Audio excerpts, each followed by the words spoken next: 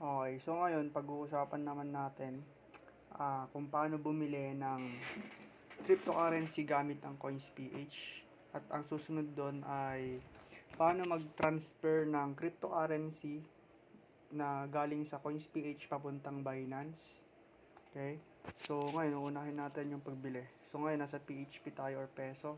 Bibili tayo ngayon ng XRP. So makikita natin may XRP na tayo nabili kanina. Ngayon, bibili ulit tayo. Okay? So, pipindutin lang natin to check prices, and then click buy, convert all, tapos, PHP to XRP, swipe mo lang yan. So, nakabili ka na. Okay? May fee lang si CoinsPH. Okay? Pero, ang mahalaga yung XRP tokens. 20, mayroon tayong 20 XRP. Ngayon, may tinatawag kasing XRP address kung saan ito. Pag pinindot mo itong XRP, pag receive, okay, ito yung magiging XRP address. Kung gusto kong magpadala galing Binance papunta dito, ito yung i-scan kong QR code or ito yung ilalagay kong institutional wallet address at saka destination tag. Tapos sa may Binance meron din ganito, wherein sige, ililipat natin itong 20 XRP kasi mas mura ang XRP, yung fee ng XRP pag magtra-transfer tayo sa ibang wallet. Okay, kukunin natin yung Binance or XRP address dito. Okay, so punta tayo sa spot, hanapin natin XRP. Ito ang XRP. Ngayon, ilalagay lang natin deposit. Okay. Ngayon, ito yung address ng wallet. So, basahin lang natin yung mga nakalagay dito. Copy natin to. Tapos, dito sa may CoinsPH, click send mo lang yan. Pwede nating i-scan yung QR code or ilagay dito. I-space na lang natin. Tapos, destination tag. Which is ito.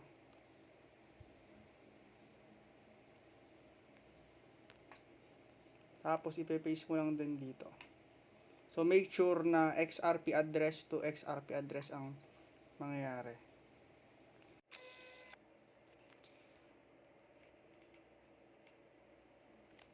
So, pagkalagay ng mga address, na double check nya, alisin natin to pala.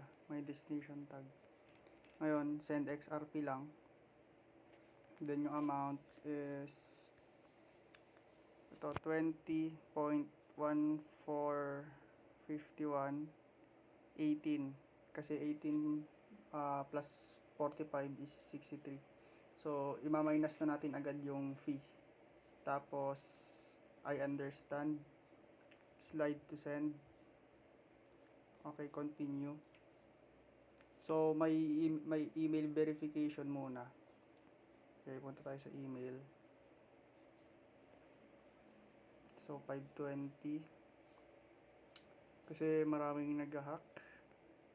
So, ayan. Kunin natin yung email verification.